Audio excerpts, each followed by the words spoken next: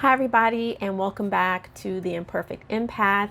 I'm Stephanie Johnson, a licensed professional counselor associate, as well as a Texas licensed professional school counselor. I just wanted to come on today and provide some information that might be helpful, that might be comforting for those of you out there who have children that are in school. As you all know, in Uvalde, Texas, there was a tragic event that occurred where a gunman murdered 21 individuals, students and teachers. And initially, I wanted to come on here and just kind of speak my piece and let you guys know where I stand and how I'm feeling. And I had to take a step back away from that. And I said, what can I offer to you that's going to be productive? How can I keep the conversation as solution focused as possible? So in this video, I really want to focus on sharing with you all what I do as a school counselor when it comes to performing risk assessments and threat assessments. So that's what this is going to be about. I, again, have my own personal feelings about what happened in Uvalde and how it was handled, and the media's how the media is representing things. But I'll have to save that video for another day, for another time. Maybe it will never come to fruition, who knows. But today, let's stay within our circle of control and let's talk about risk assessments and threat assessments. If that's something you'd like to hear more about, keep watching. So a part of my duties as a school counselor is to provide direct services to students. And within that segment of providing direct services is handling crises. And within that segment, we have threat assessments and risk assessments. But let's start with risk assessments first, because I do those a little bit more often. Threat assessments are a little bit more rare, and I'll explain the difference between the two. So let's talk about risk assessments. The types of risk assessments I do are risk assessments for suicidal ideation, also known as SI, non-suicidal self-injury, that's in SSI, and homicidal ideation, HI. Suicidal ideation is pretty much anytime a student has verbally expressed or written something, has drawn something to express that they want to kill themselves, or they want to die, or they no longer want to exist. That will fall under suicidal ideation. Non-suicidal self-injury is anytime a student is causing bodily harm to themselves. That includes picking, cutting, head banging, punching the walls, students taking pencils and stabbing themselves. Even if they're not breaking the skin, we're always very concerned when those actions take place, because they can intensify over time. Something that seems very superficial, like a scratch with the end of a pencil, and then unintentionally cause injury or harm to themselves. Then there's homicidal ideation. It is what it sounds like. Anyone expressing homicidal tendencies, meaning that they're expressing some desire to kill someone or someone's.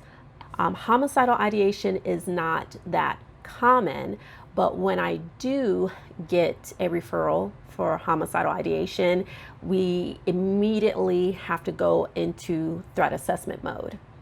So let's talk about threat assessments. Back in 2021, there was a bill passed, actually February 27th, 2020, Senate Bill 11 was passed, which required that public schools conduct behavioral threat assessments and collect relevant data on its efficacy.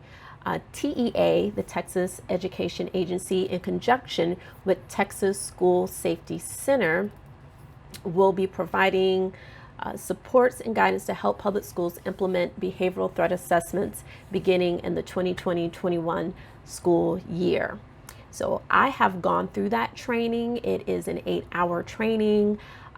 They cover a long list of things, including introduction to behavioral threat assessment management, legal requirements and guidelines, what is a threat assessment, what is not a threat assessment, is a threat assessment the same as profiling, what is the goal of a threat assessment, guiding principles for threat assessments, so forth and so on. There are many sections to this. But I did my training in February of 2021, and since then our campus has formulated our very own threat assessment team. And again, the purpose is to take any kind of potential credible threat, investigate it to see if any further actions have to be taken. This school year, I did have to do a few where students made verbal threats against other students on the campus. And thankfully, all of those threats were found to not be credible. And after our investigation, we were able to close it and submit everything to the district and to TEA for additional review if necessary. So next school year, we will, reconvene as a threat assessment team to just kind of go over our processes and procedures so we know how to address any threats that may come up in the upcoming school year. For suicidal ideation and non-suicidal self-injury, I have a risk assessment form that I use. We actually use it across the district. Every school counselor has a copy of it on their computer that they can access at any time. I do like to have packets printed out because they are in a packet form, because those sheets include a cover page where we're getting kind of a general idea of how the student is feeling, what were the preceding events, how is there anything else that the student or the teacher can share to help us understand the course of events any better. There's another page where we go through more specifics about the student, their family. Are they on medication? Does the student currently receive any SPED services, 504, anything? Is the student currently experiencing any kind of disruption in their sleep, in their eating, or are they gaining weight, losing weight? I mean, it goes down the whole list. It's just a gambit of just questions, checking yes or no. Then we get down to the part of the assessment where we identify whether or not the student has made a credible threat against themselves, if they have the means, if they have a plan to carry out. We rate how lethal the threat is, as well as how credible the threat is. Because a student can make a threat against themselves, but clearly it's not a threat that they'll be able to carry out. Depending on the level of risk, if it's a medium to high risk, then we do bring in parents immediately. We do an emergency conference.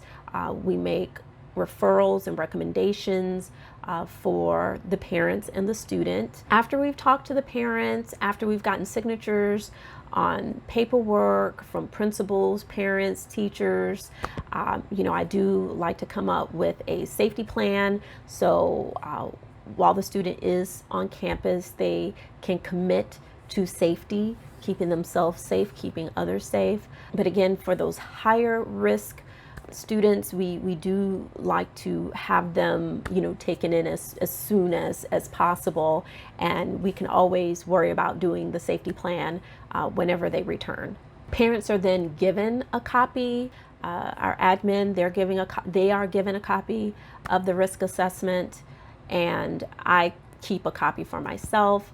The information is logged digitally and done so in a way that is HIPAA compliant, and it is shared with higher ups in the district, so that we are logging and keeping data, so we can see if there are trends that are occurring across the district when it comes to risk and threat assessments. I say to you parents out there, if you have school counselors who are pleading with you, saying please get them some kind of support, some kind of help, I say, do that as soon as you can. We understand that mental health services can be expensive. The good news is that a lot of school districts, like myself, now have on-site mental health professionals who can provide additional services for your students at no cost. If you have insurance, they will typically bill insurance, but if not, those students will not be denied services. We send her referrals as soon as we know that the student is a higher risk, and that takes care of the referral piece for our parents. However, it is on a first come first serve basis, so once her slots are full, if I am still having to refer parents for additional mental health services, then it will be on that parent to find the services for themselves. I do provide a list that has different providers and emergency rooms and places where students can go for inpatient service, for partial inpatient services. And as the parent, you would be the one calling in and setting the appointments and dealing with the financial pieces to that. Just know that this is the heavy lifting that we do as school counselors, administrators, school psychologists, social workers. This is it. This is the heavy. It is necessary to ensure the safety of not only our students, but our campus faculty and staff. These things are real. These things are happening, and there are systems that have been in place and are currently being tweaked and adjusted to keep up with what's happening currently. Yes, more can be done. More will continue to be done, but don't get distracted. I see the conversation immediately turn to mental health. I see the conversation turn to, where are the school counselors? I want to encourage all of you to not take that narrative and run with it. We've been having the conversation about mental health. That's the thing that some people are unaware of. They think that these tragic events happen and there's this whole thing about mental health in schools and in education, and then the fodder dies down and then folks just kind of carry on. Just know that the conversation continues, and it has continued. I go to training after training about trauma, about being able to reach our families and our students that are economically disadvantaged, that may be from different countries, that are dealing with a plethora of issues outside of mental health, food insecurity, and having access, just simply having access. These conversations continue, even though you may not see it plastered all over the news, it is still happening.